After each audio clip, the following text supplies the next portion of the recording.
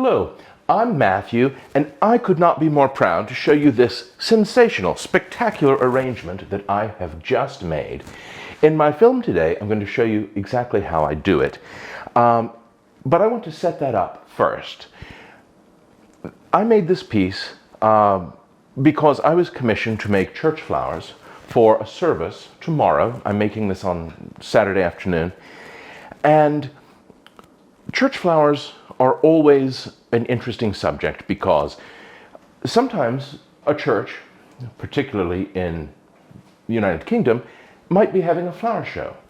But this is not the case. This is just sanctuary flowers for a regular Southern Baptist congregational service on a Sunday morning. And so I want these flowers to stand out in a large sanctuary, probably seats 2,000 people. And they will be on an altar table. At times they will be lit by natural sunlight. Much more often they will be in dimmed artificial light. There are stained glass windows with all sorts of colors.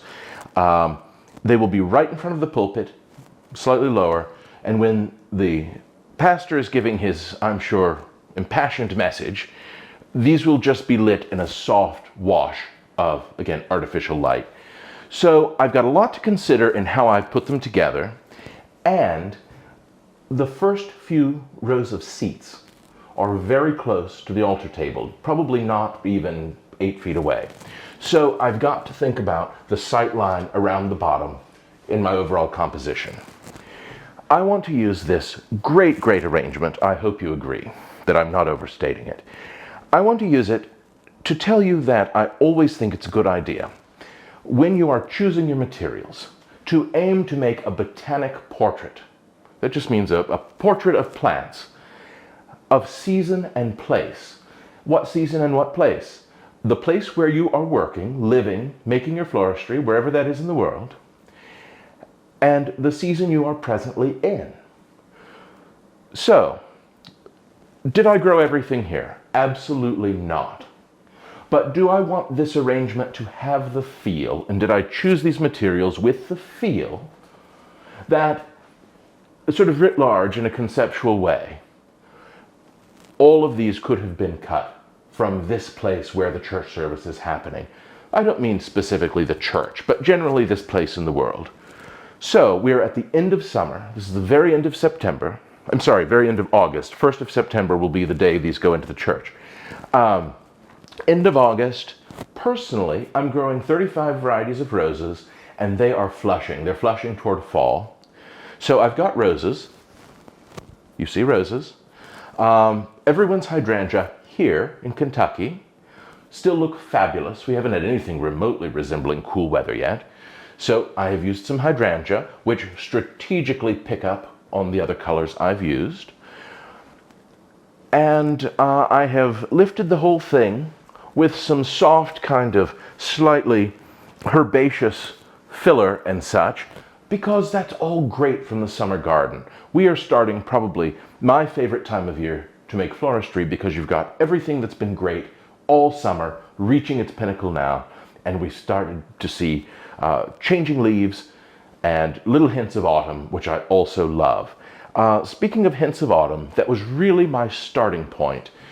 If you were to drive out to visit me now, here in Kentucky, you would drive through acres and acres of soybeans, which are grown here as a substantial cash crop. And they are a vivid, dark, medium green, just like the leaf you see me use here.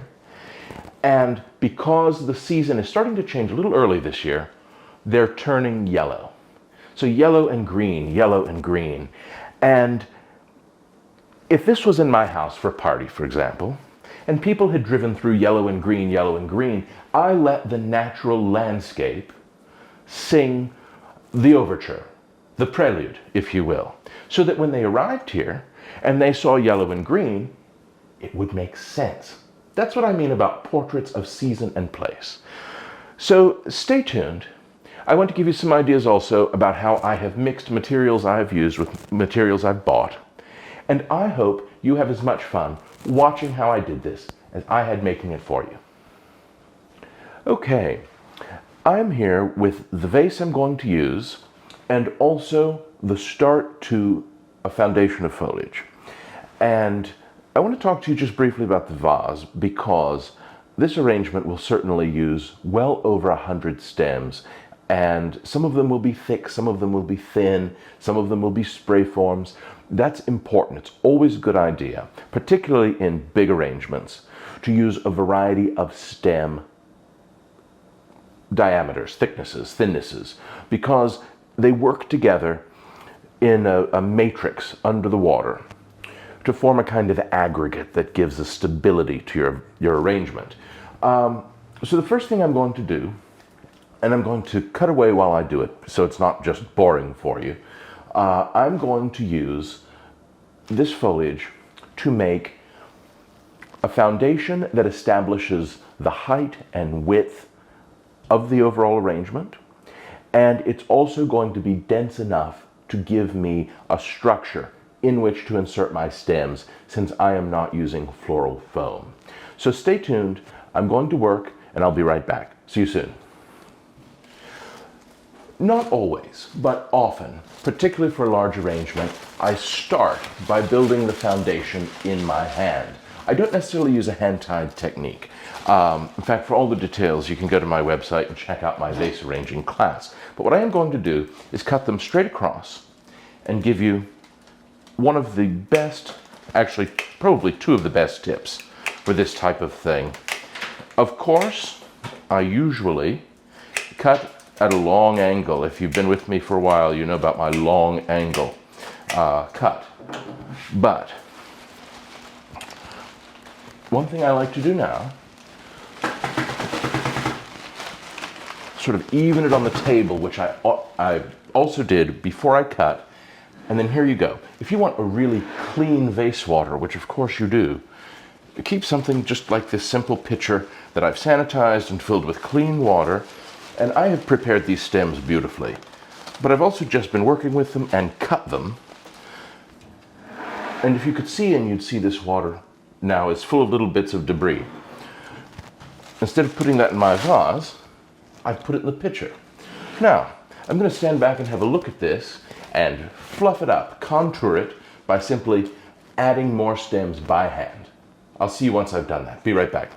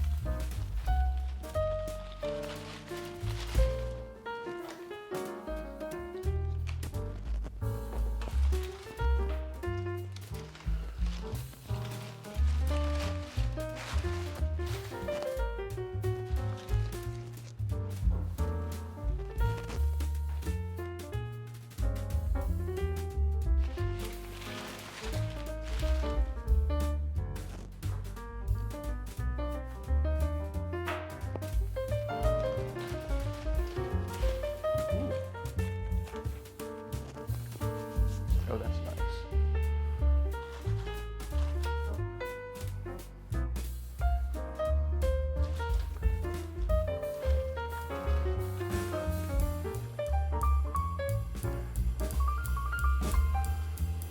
Okay, are we still recording?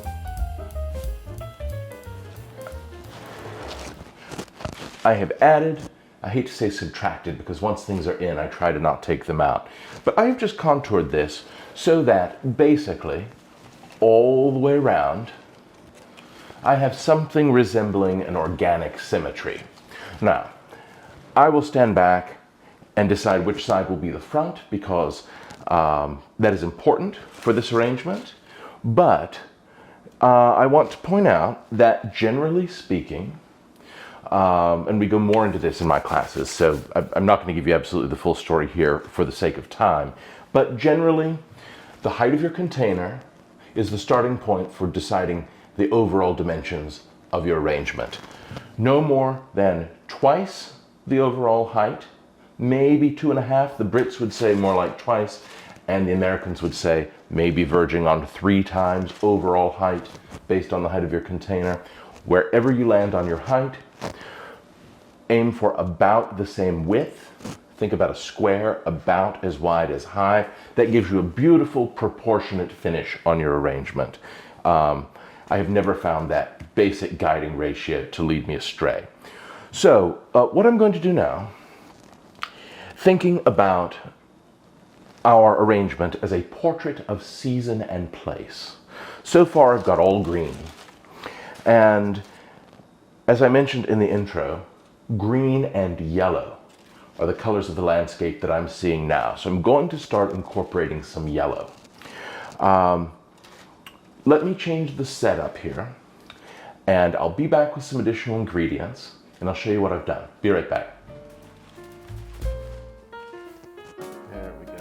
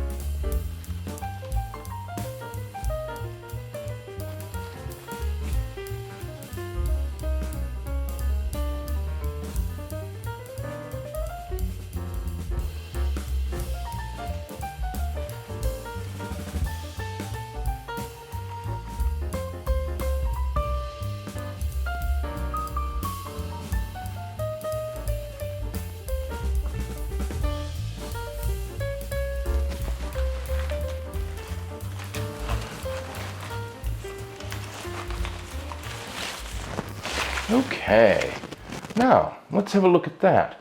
As you see, I have taken this beautiful limey green Bupleurum, which you have to be careful about, because whether you've grown your own or bought it from someone you trust, all these little blooms can very easily droop. That's why you really have to condition beautifully and choose exquisite material to start with. But I got lucky. My supplier had one good bunch of Bupleurum, and I took it for this purpose, and I have used it to create a soft, lacy, frothy canopy. And it is the transition between my kind of dark medium green base and what is going to be brighter yellow that comes next. All I did was take my conditioned Bupleurum and insert it into my foliage base. And just look what an effect it gave us. I see one more spot where I'd like to add some, and I do not need this whole stem. I might need that stem for something else later as well. So I've broken it down, which you can easily do as well. Don't think that just because something either was cut by a grower or cut in your garden as one stem, that you cannot break it down into smaller parts.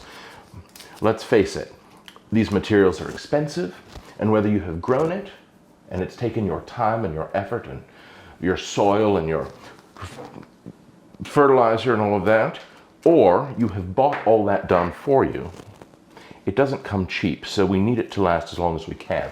And I see here, this one is a little bit broken, probably in my manhandling. So I'm going to just snip that off, and always insert so that your material looks as if it is growing up toward the sun. Now, one thing that I have done to make this particularly effective is that I've continued this all the way down. Again, this arrangement will be seen from some people sitting in chairs quite low. So I'm taking extra effort to think about what an old florist friend of mine used to call the baseline, which is where the arrangement meets the container. So what next? Next, I'm going to do something daring. I'm going to use yellow spray roses as yellow foliage. That's right, I'm going to use them like foliage. I'll be right back and show you how I do it. Welcome back. Look at these sensational spray roses. Let me take a spray and show you. Look, beautiful long stems. That is not always easy to get, no matter whether you're buying or growing. So these yellow roses echo the yellow in the buplurum. Look at that. Isn't that fabulous? I'm simply going to look around and see where I have my biggest voids in my visual base. And I'm going to tuck them in, some a little lower, some a little higher, to amplify the visual impact of this limey, yellowy chartreuse green against the green background, the darker green background. I'm going to leave the camera rolling while I do it, and as I work, I'm going to look for any of these delicate little blooms that might be tangled or caught, and I'm just going to generally fluff and lift as I go so that nothing looks caught or matted together. That's very important for a natural scooped from the garden look, which is what we want. So let's see. I already can identify a few places where I need to make a few minor adjustments, and I'm just going to do it as I go. If you don't remove little spent bits or droopy overhangs and such, if you don't remove them when you see them, the only time you will be able to find them again is either in the photographs or in front of your client or your audience when you least want to see them. So just remove them when you find them, and I have learned that from years of experience. You'll also notice that I have taken great care, and it took some time, to slightly weave the buplurum and the foliage base together. I wanted to intermingle them so they looked like they were growing naturally. Again, it took some time and a bit of doing, but the only way to achieve that look is to simply slow down and do it. So that is what I've done. Everything is looking fantastic. It is so important to stand back and understand. I studied oil painting briefly years ago with a great realist oil painter who said 90% of your work is planning and standing back and squinting and looking at the canvas, and only 10% doing the work and then fine-tuning the work. And it's a pretty good rule to live by. People might haggle over that number 90, but by and large, the point is you have to think and plan much more than you just plunge in and do the actual work, if you want an exceptional outcome, which we always do around here. Okay, so I'm going to start in with the roses. Always cleaning everything off the stem that will be underwater.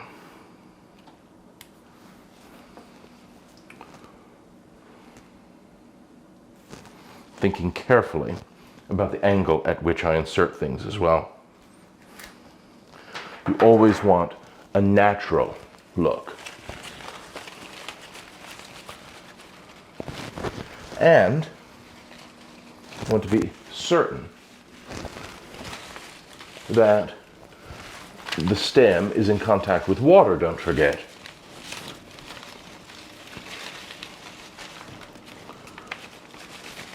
There we go.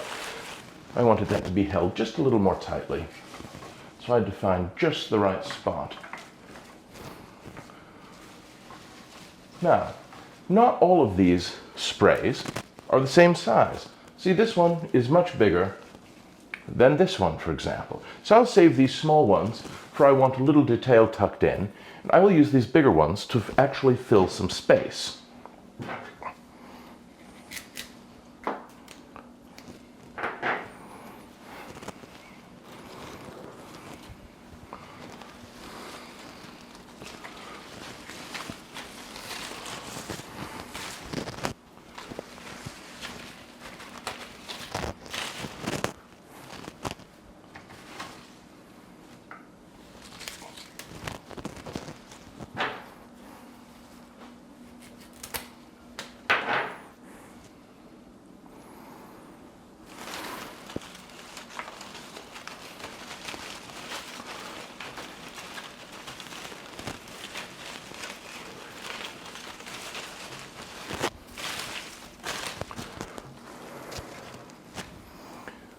I will give you a really top tip for this kind of work, and it is to never ever put materials in so evenly dispersed that it looks like a checkerboard, just everything alternating, a pink rose and a yellow rose, a pink rose and a yellow rose. That does not look natural, and our eyes and our brains know that instinctively.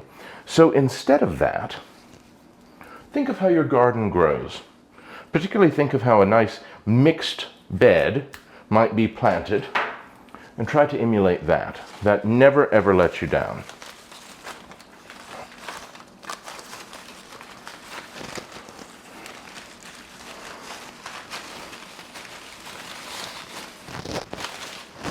Beautiful. I hope you can see on the camera how it's coming along. And I've got kind of a little low spot here that could use a bit of this yellow impact. So I'll use one of these smaller clusters. Boy, it sounds like a storm is coming outside as well.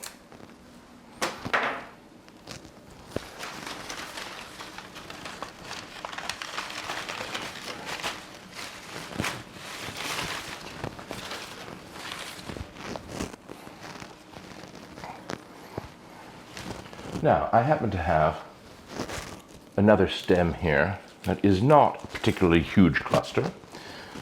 So I'm going to incorporate it far down at the baseline, where I feel confident those people I've been mentioning on the front row will be able to see it. I think I cut it a little long, but I want it to be anchored really, really securely. And I want that bupleurum to be nestled around it,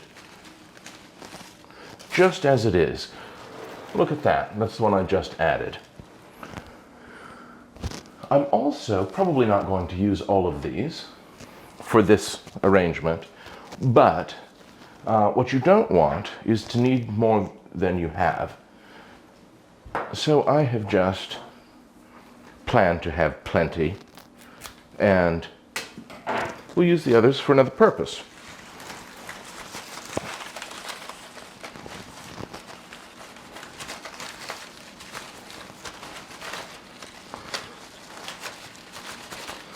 Okay, that needs to be substantially shorter.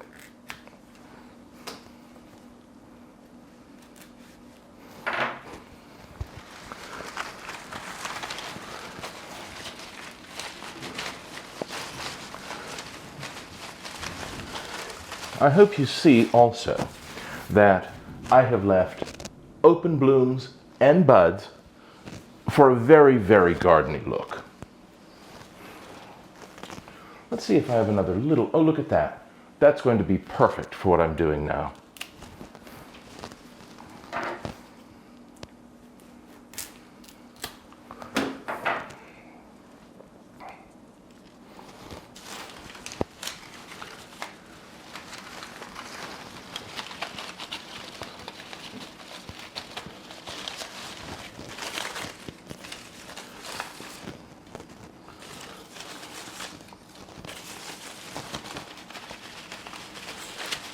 Oh shit.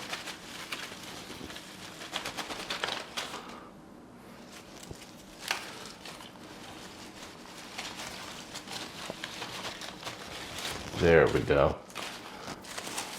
Beautiful.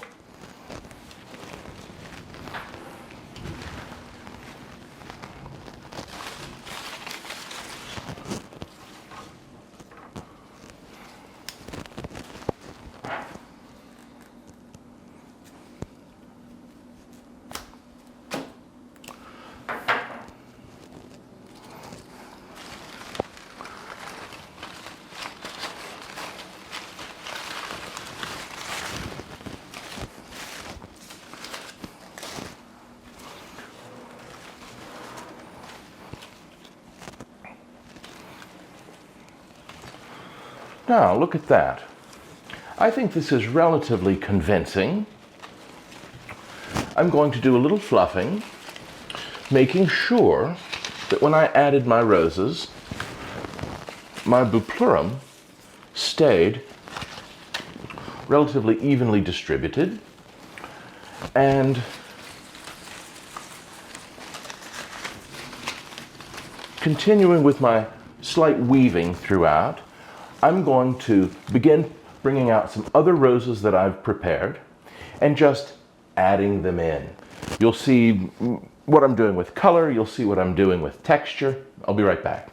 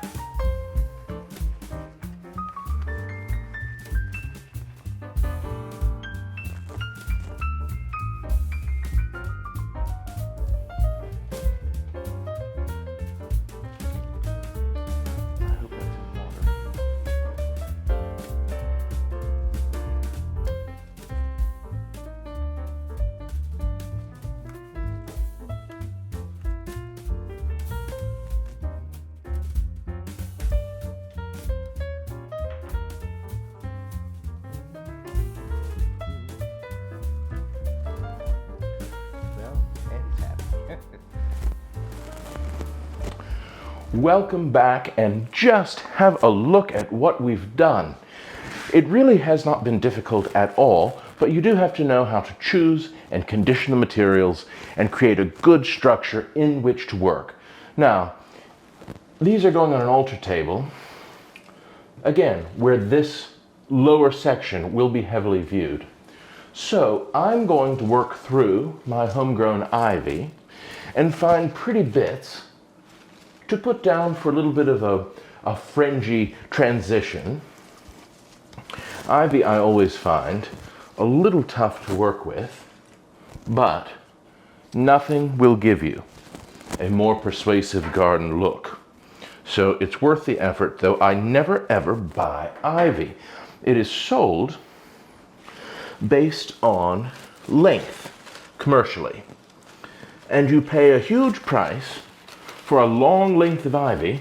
It barely has a handful of leaves on it, and that is not beautiful. Nor is it any way to run a business if you happen to be a professional, so proceed with caution. Ivy is also so easy to grow. Here I grow all sorts of varieties of it, and it's no effort whatsoever.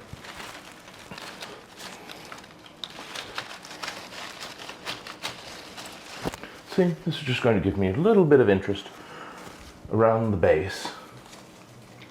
Because I've grown it myself, I've cut exactly what I wanted. Ivy can be extremely directional, which can be a challenge to work with as well. This one might be interesting, but not for where I'm working right now.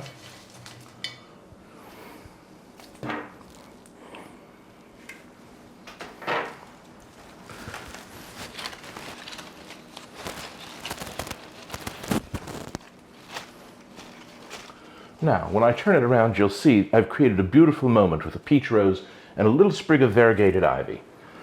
That will delight some person who's sitting on the front row.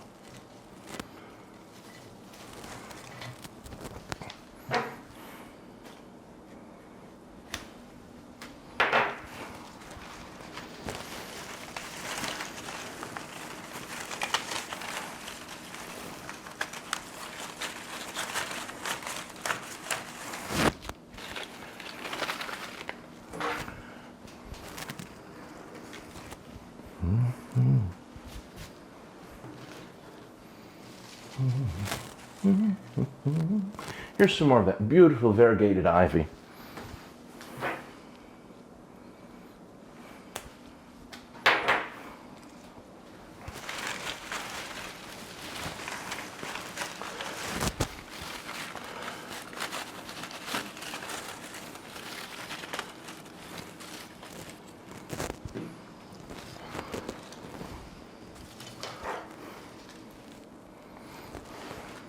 Look at that. That one is going to give me a beautiful natural curve.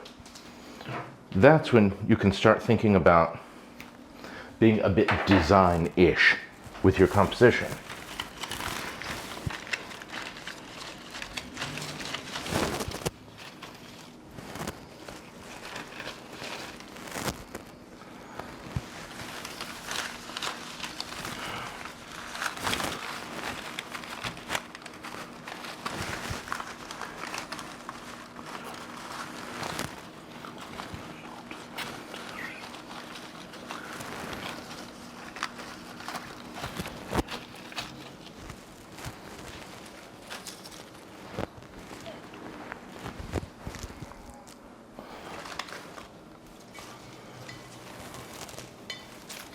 I certainly don't have to use all this ivy that I've cut for this purpose.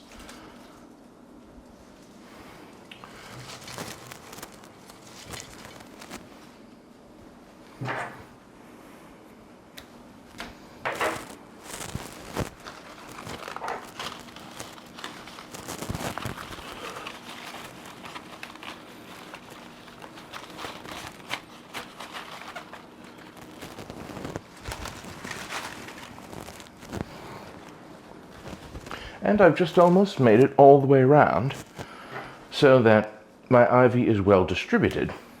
I certainly have not made a contiguous curtain of ivy. That would not look natural. but I have created a decorative, interesting fringe.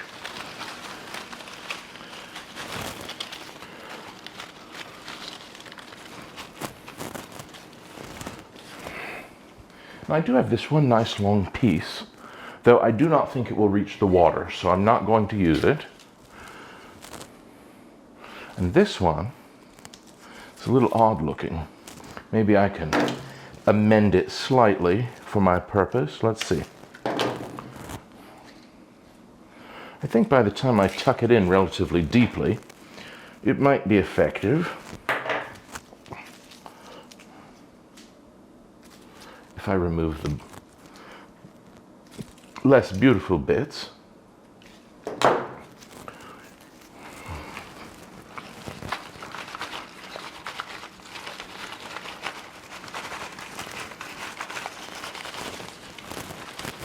And let's see, if it doesn't cooperate, I'm not going to fight it. I've got so much in here, and it is too obviously forked, so I'm going to leave well enough alone.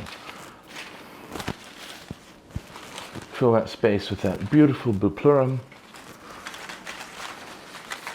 And I'm saying, for now, without standing back for a final look, that it's done. Let me rotate it around to be sure I'm showing you the most spectacular side, and I'll be right back with some last thoughts. Well, hello, and look what we've done. I hope you are as ecstatic about this fabulous botanic portrait of season and place as I am. Let's talk completely through it, and I will tell you as we go some of my thinking of why I chose the materials. So as you remember, we started with a sort of dark but medium green foliage with a good density to it, and I used that to create a base into which I could work. Then I added the bupleurum, and I added it both for color and for this lacy, frothy effect. It happens to be, strategically, a medium tone as well. Medium between the green base and the yellow roses that I essentially thought of as foliage.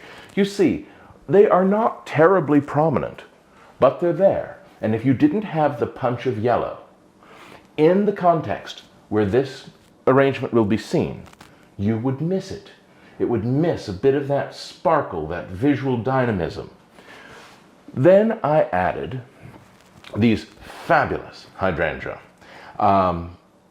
If you're interested in knowing what to do to make hydrangea easy to work with and durable, long-lasting in the vase, go to my website, imathertonweber.com. From the menu, select Learn Online and take my hydrangeas course. It is not terribly long and not terribly expensive, and it will teach you all you need to know to banish your fear of hydrangea for all the rest of your days. You need to avoid them no longer once you know what to do.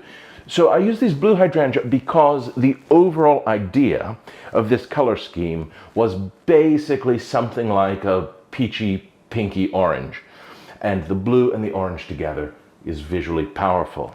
Now, I did not want it to be literal, but the space, again, is huge.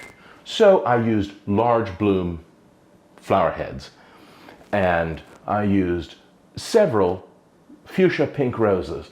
I think I can barely see over. This is the biggest variety.